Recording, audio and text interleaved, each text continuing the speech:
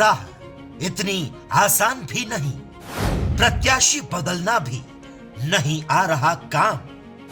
राजस्थान में गहमा गहमी काफी तेजी से बढ़ रही गंभीर चुनौतियों का सामना अब की बार दोनों पार्टी को करना पड़ेगा। राजस्थान में राजनीति के दिग्गज नेताओं के दौरे तय हो चुके हैं। कांग्रेस और बीजेपी के शीर्ष नेता के प्रदेश दौरे तय हो गए और इनमें प्रधानमंत्री नरेंद्र मोदी, केंद्रीय मंत्री अमित शाह के साथ सोनिया गांधी और राहुल गांधी के नाम शामिल हैं।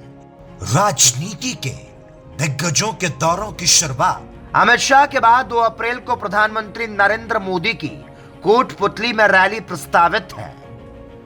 भारतीय जनता पार्टी के लिए चूरू, झुंझुनू, करौली, धौलपुर, नागौर और दौसा मानी जा रही कमजोर सीट। बीजेपी चुनाव के लिहाज से कुछ सीटों को कमजोर मानकर चल रही है और इन सीटों पर बीजेपी का खास फोकस है। अमित शाह 5 लोकसभा सीटों चूरू, झुंझुनू, करौली, धौलपुर, नागौर और दौसा की कोर कमेटियों की संयुक्त बैठक लेंगे और इन 5 सीटों पर बीजेपी ने नए चेहरों पर दांव खेला है। इन सभी जगहों पर विधानसभा चुनाव में बीजेपी का प्रदर्शन उम्मीद के मुताबिक नहीं रहा।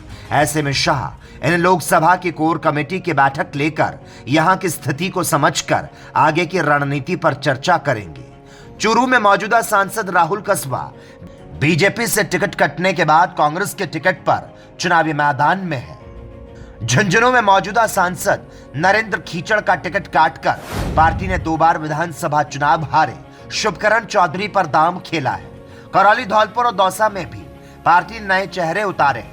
इसी तरह से नागौर से कांग्रेस छोड़कर बीजेपी में शामिल हुई ज्योति मिर्धा को पार्टी ने प्रत्याशी बनाया है, लेकिन यहां कांग्रेस ने आरएलपी से गठबंधन करके मुकाबले को कड़ा बना दिया। बहुत कठिन है डगर पनघट की, आसान नहीं कांग्रेस की भी राह। राजस्थान में पिछले 2 लोकसभा चुनाव में जीत का खाता नहीं खोल पाने वाली कांग्रेस इस बार नई रणनीति के साथ चुनावी मैदान में उतर रही है।